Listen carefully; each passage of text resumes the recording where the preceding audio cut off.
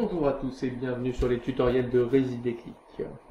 Aujourd'hui, deuxième étape de la catégorie échanger, nous allons nous intéresser à un module très participatif en ces périodes électorales, la boîte à idées. Alors quel est l'objectif de la boîte à idées? Eh bien, en fait, c'est d'y suggérer de faire participer un peu tous les résidents dès que quelqu'un a une idée, qu'il n'hésite pas à la proposer à la communauté de voisins et pour que ces derniers puissent voter finalement, et donner leur avis à ce sujet. Donc, on retrouve les standards, c'est-à-dire un petit titre, une petite description, module de vote et la possibilité d'ajouter bien entendu des commentaires et de les supprimer quand on en est l'auteur. Quel intérêt également? Un intérêt pour préparer par exemple l'assemblée générale, lorsqu'il y a des questions qui se posent un peu tout ce qu'on pourrait faire. Et donc là c'est encore plus simple que les annonces pour ajouter une idée. Vous avez un titre, vous avez une description, et bien c'est tout. Il ne faut pas aller chercher plus loin.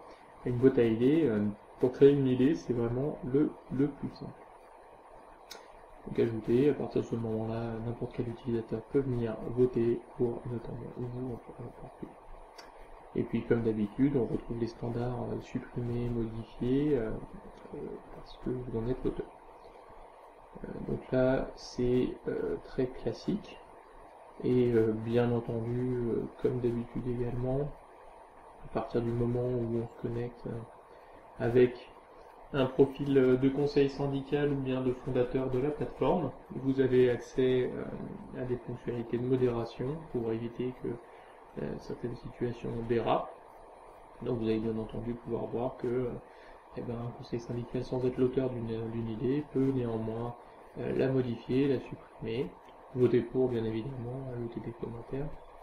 Et puis comme précédemment, sur une idée où il y a déjà quelques commentaires, vous allez pouvoir, donc là, bien entendu la validation, et si on avait laissé un commentaire, je n'en suis pas l'auteur, mais néanmoins comme j'ai les droits de modération, je peux bien entendu supprimer ce commentaire si par exemple il comporte quelques insultes ou des mots grossiers ou des termes qui sont déplacés.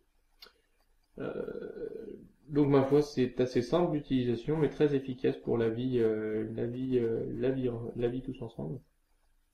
Donc n'hésitez pas à en user et à en abuser pour préparer votre assemblée générale ou pour améliorer simplement votre cadre de vie.